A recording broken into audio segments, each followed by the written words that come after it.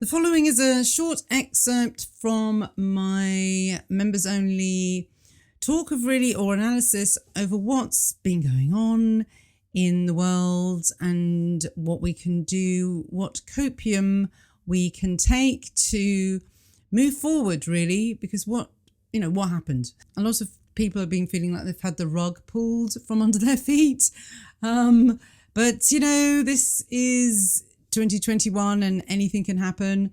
I will talk about the next big aspect, which is going to be Saturn square Uranus, but we're still reeling from Jupiter conjunct Saturn, and I never really did a proper rundown of it. So I've done that for my members. I'm going to put a tiny selection of it here so you know what you might be getting. And the only way now I can do anything remotely geopolitical is under the radar of the membership. So I think I'd rather do that than open any accounts on any other media. I've shut those down now. So you have to become a member to know my real thoughts. That's the way it is. All right then. So this is the Jupiter conjunct Saturn post that I go onto in great detail. It talks about the boom or doom that it signifies. It looks at what it means for Jupiter and Saturn to be in Aquarius Decan 1, because Saturn's going to be in Decan 1 of Aquarius for the whole of this year. So that's a really important thing to know. And also I'll be looking at how astrology fits into the economic cycles that are discussed in a book called The Fourth Turning. And the theory is that economies rise and fall within a generation of 80 years. And that is a Uranus cycle. And within those 80 years, there are seasons, 20-year seasons, which I found out was the cycle of Jupiter conjunction Saturn. So those happen every 20 years. And they seem to correspond to these peaks as well. So within each season, there's a peak, and that's when there's the Jupiter conjunct Saturn. So to give you an idea, we are in peak winter at the moment. And although I haven't read the book, I think the economists said that the spring started after World War II. So I kind of make it from about 1951. And so that's when it started. So 80 years from then brings us to now. So we are basically at peak winter. So anyway, I'm talking about that in more detail on the membership. And I'll just leave you with a snippet from the post. I'm going to reflect on what the hell happened.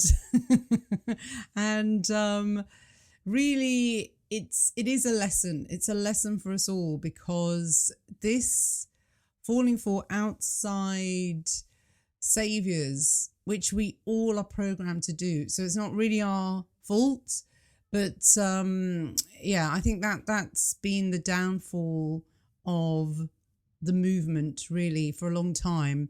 The movement for freedom and the movement for ascension really, and to unchain ourselves from this enslavement planet, because that's what it is. I mean, it's painfully obvious now. So I'm going to have a look at my Jupiter conjunct Saturn post, because on reflection, that was right. I was feeling very optimistic about it, but then when I actually looked into the research, when I started writing it, I thought this isn't as good as it seems.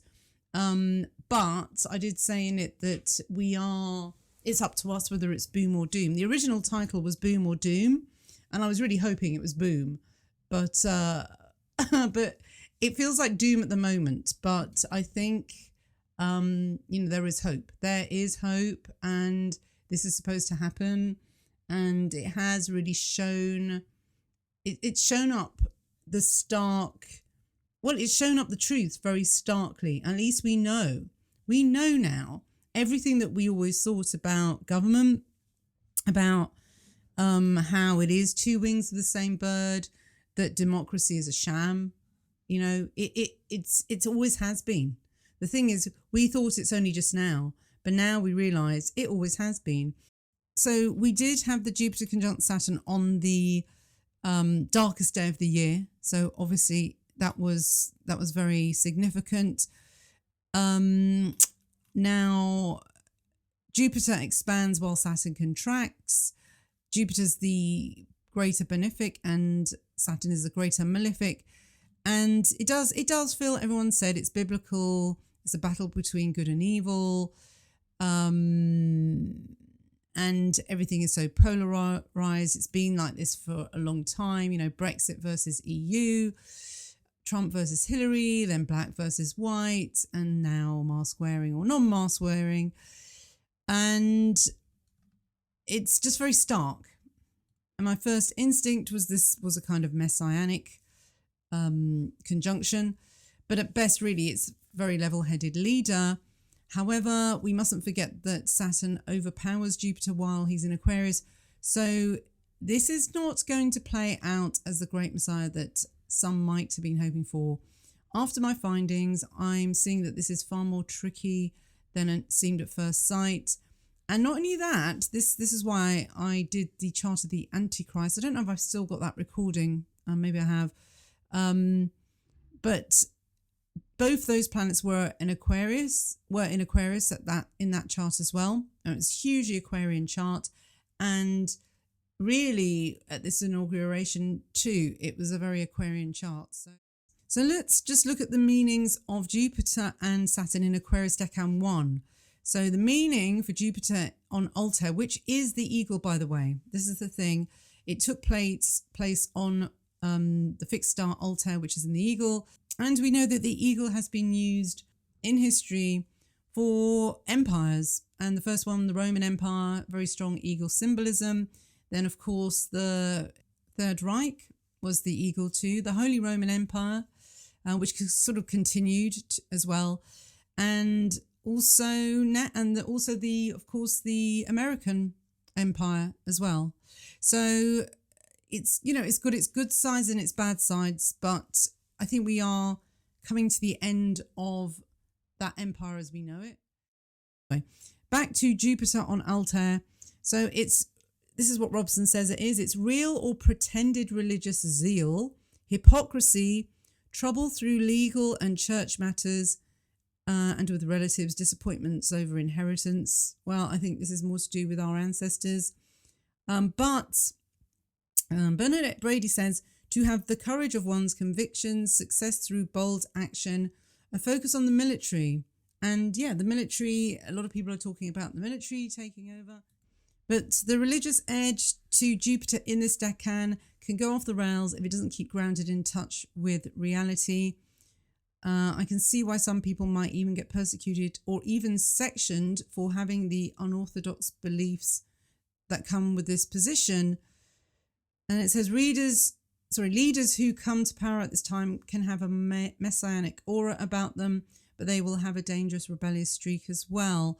So radical religious gurus come from this position also. So, Jupiter is in this decan only now. It's from December the 20th till February the 4th. So, then it moves on to decan 2, which is a different thing.